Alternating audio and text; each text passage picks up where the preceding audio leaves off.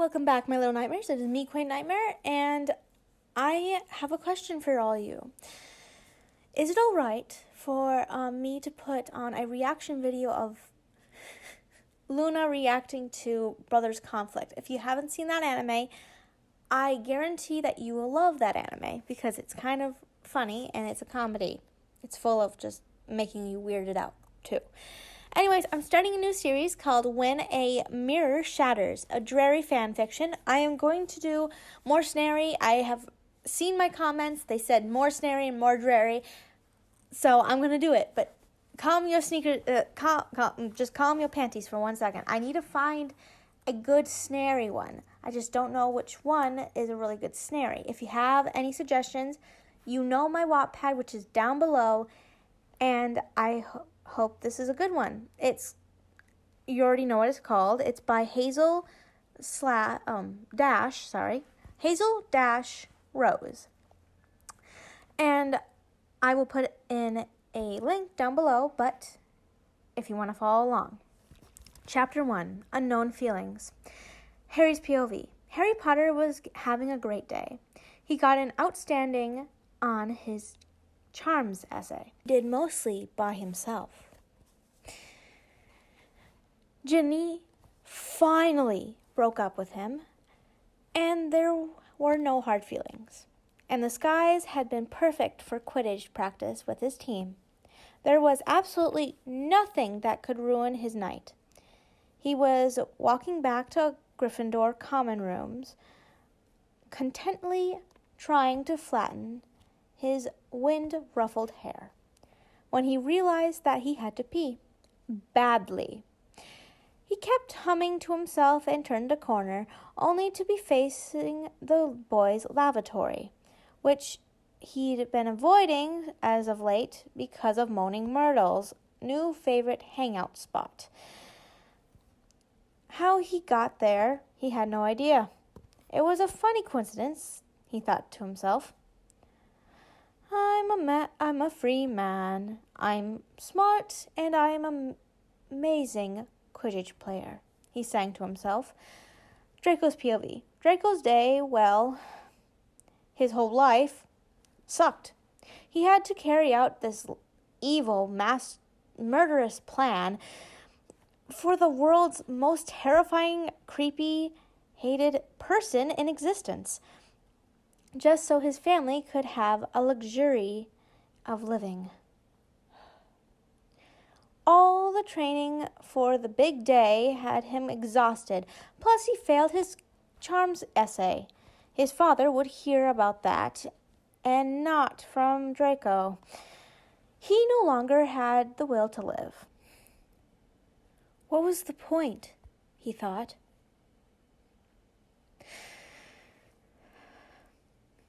If all one lived for was living, all he tried to do these days, besides traveling through the vanishing cabinet, was to not die. Just for his mother, who had started to care about him lately. However, he made no effort in his task. He ate about an apple a day, no pun intended. Draco never even went to dinner anymore, as he was far too busy to chat with his people. People were noticing. His only friend, Pansy, said that she could count every one of his ribs, and proceeded to do so. So there Draco stood, thinking about all this, and suddenly he couldn't stand it anymore. Everyone else got to lead a perfectly normal life. But he, all because he was big, bad Lucius Malfoy's son, had to kill Albus Dumbledore. And so he cried. For the first time in his life, it felt like he was shattering to pieces. Why him? What did he ever do to anyone? Okay, so he pushed, shoved, and bullied Potter, the Weasel, and Mudblood daily. But that was expected of him. What other choice did he have? He sat like that, alone, sobbing and banging his head onto the glass of the mirror. He was disgusted with his appearance. He was gaunt. He was pale. He had dark circles under his eyes. His skin lost its pale glow, turned a white, stale color. His hair was matted, no longer gelled back like it used to be. He looked like a corpse. It was revolting. Harry's POV. As Harry got closer to his destination, he heard a voice, crying. It sounded like, no. Scratch that, sobbing in despair. The mysterious voice sounded maybe a bit familiar. He could just make out the words, shouldn't be alive. Whoever this person was, it didn't sound like they were going through a small breakup. He slowly entered the bathroom. There, staring at the mirror, with a twisted sneer on his face, was Draco Malfoy. He almost said something, but he didn't. He watched the frail boy for a while. Malfoy kept glaring at himself. If that stare had been directed at him, Harry would have ran. It was terrifying. Malfoy jumped up. He took his wand off the sink and lifted up his left sleeve. What Harry saw made him gasp. Malfoy was branded with the dark mark. He stuck his wand in his arm, then he seemed to think the better of it, and pulled it out at the mirror, tears streaming down his cheeks. Harry understood what he was about to do. He would send a hex at the mirror, make it break. Then he would take a shard glass and use it to cut himself. A loud bang brought Harry back to earth. Malfoy had done it, except every single shard of glass had embedded itself into his face. Harry ran forward and grabbed Malfoy's hand, which was cold and dry. He washed up Malfoy's face and then dried it with a soft towel from the dispenser. Malfoy stayed silent, except for the occasional hiccup, the whole time. Harry got the sudden urge to hug him. Do you need a hug? Harry was baffled at his own bravery. Malfoys don't take hugs, he sniffled. Harry doubted he had ever gotten a hug in his life. He didn't care. He stood Draco up and then looked at him in the eyes. They were a breathtaking silver mercury color. He then wrapped his arms around Malfoy's small frame. Chapter 2, The Hug. Malfoy's POV. And that was when I broke down. It sounds like some cliche love story, but oh well. The worst thing was he, being a noble Scarface he was, offered to stay with me for the night. I had to admit, it was so sweet. I just cried more. I was too weak to walk, so he carried me. Again, I don't care if it sounds cliche.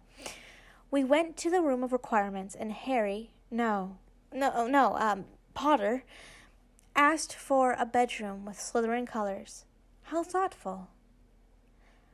Well, I said, I guess this is goodbye, then? Are you kidding me? I'm not leaving you here on your own.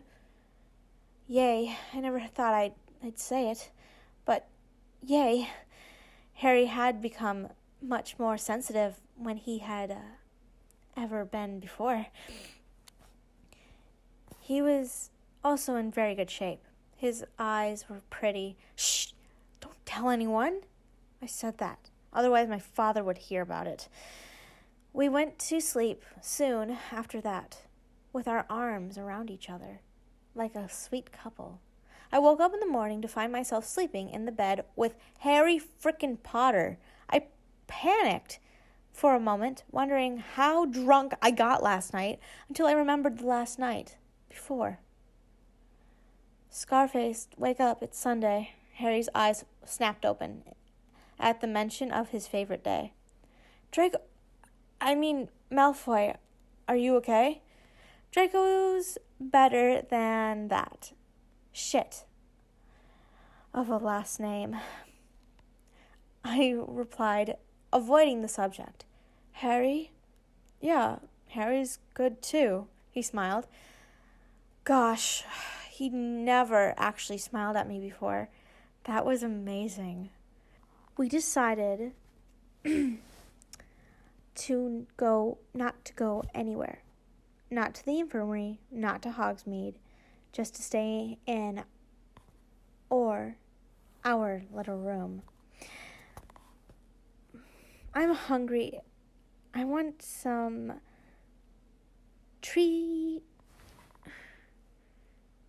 This is not going to be a blooper, but I'm just going to say, what is Treacle? Treacle treats? Treacle tarts? I've never heard what those are. Is it something in the UK that they eat? I've never heard of that. It sounds delicious, Harry complained. And I want some books, I commented. A few moments later, a little broom closet of a space expanded to the size of my room at my manor. It was a big room. Bam! I get an endless menu of books, and Harry got his food. After I snuck some in from the kitchen. Those house elves would give you anything if you asked for it nicely. Okay, so maybe I did eat half the basket of desserts, but in my defense, more food kept appearing, and Harry ate the rest. It was amazing because someone to talk to whenever you felt like it. We both just kind of snuggled that day. The whole day. It was fun. I kept noticing things about Harry, like how he always looked me in the eye when he talked to me, and then how brilliant those eyes were.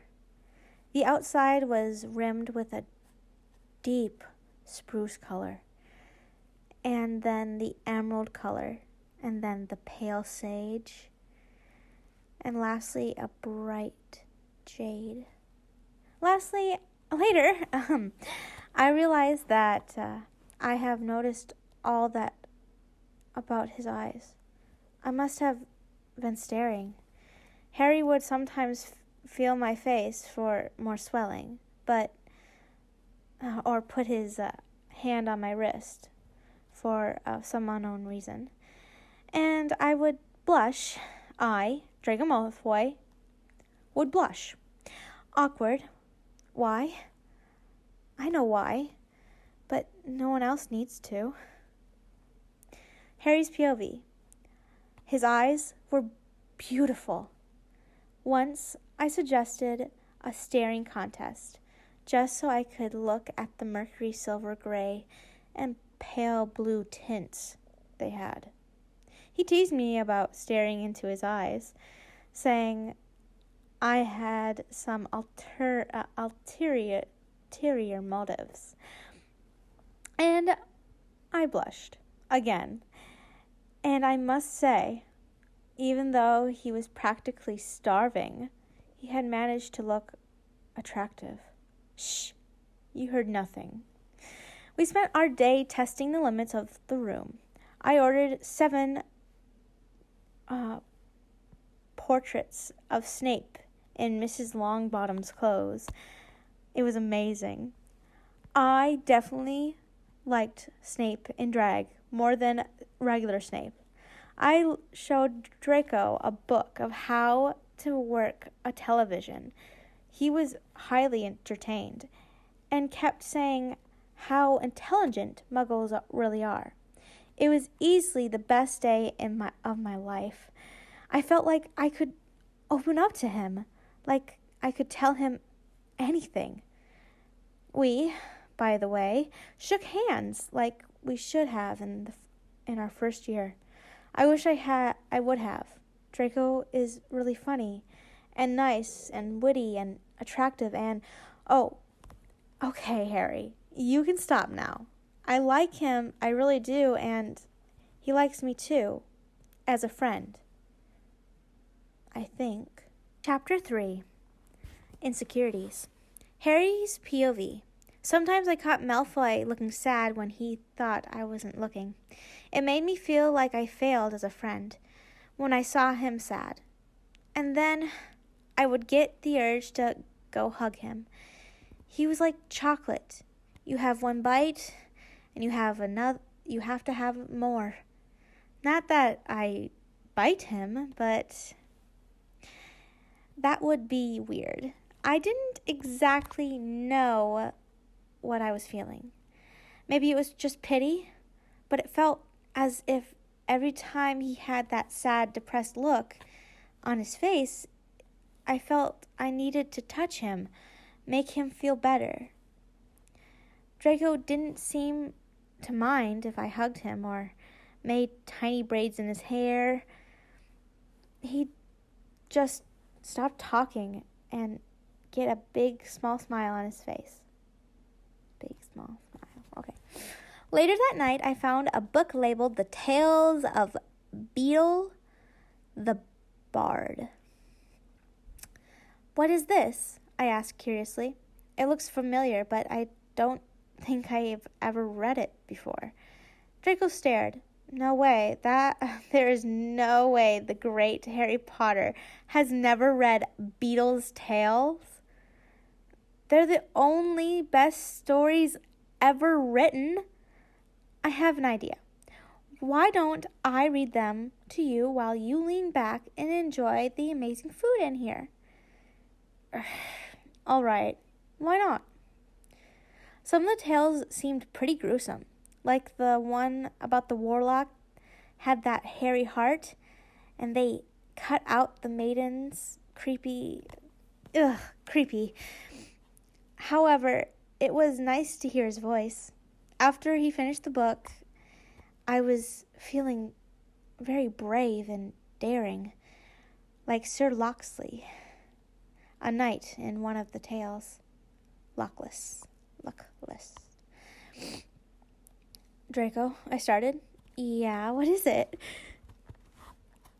Have you ever been kissed before? He doubled up in laughter and his sides heaving.